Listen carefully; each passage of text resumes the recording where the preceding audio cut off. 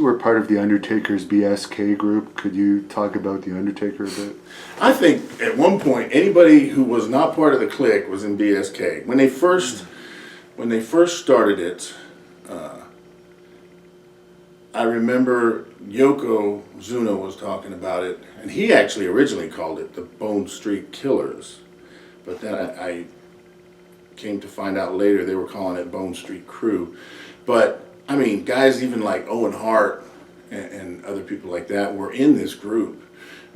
At one point, Owen went and had toboggans made with our name on the front and BSK on the back.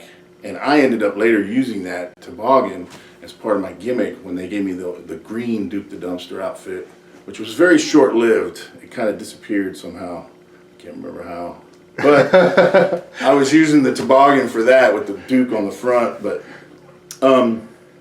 you know, we would go on these, especially overseas trips. We would all be sitting in the back of the bus talking about this stuff.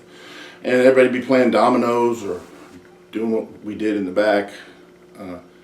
But yeah, I think a lot of people that were not part of the clique at that time were honorary members of BSK, in my opinion. What was the Undertaker like outside of his character?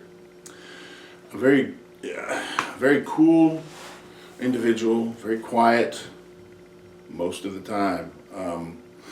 You know, he was obviously very well respected and still is.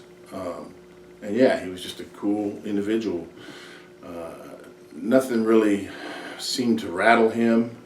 You know, you would always see other wrestlers angry, bitter, resentful, complaining about their situation. Now, granted, Taker had one of the top positions at that time, of course. But, you know, he would kind of come and go. They would bring him up and down in different issues. But you never heard him complain. Never, ever heard him complain about anything. He didn't get wrapped up in all that stuff. Sometimes wrestlers would, like certain guys would talk about the people in the clique, the guys in the clique that they didn't like, and it was just a lot of complaining and bitterness. You never heard that from Taker. Would you like to have seen him keep his win streak alive at the WrestleManias throughout the rest of his career? Or do you think it was a good idea that they ended it? Man, I stopped watching wrestling way before that, and I know about what you're speaking about, but and I remember hearing everybody up in arms about it when Brock Lesnar beat him. They probably should have ran that thing till like a lot longer.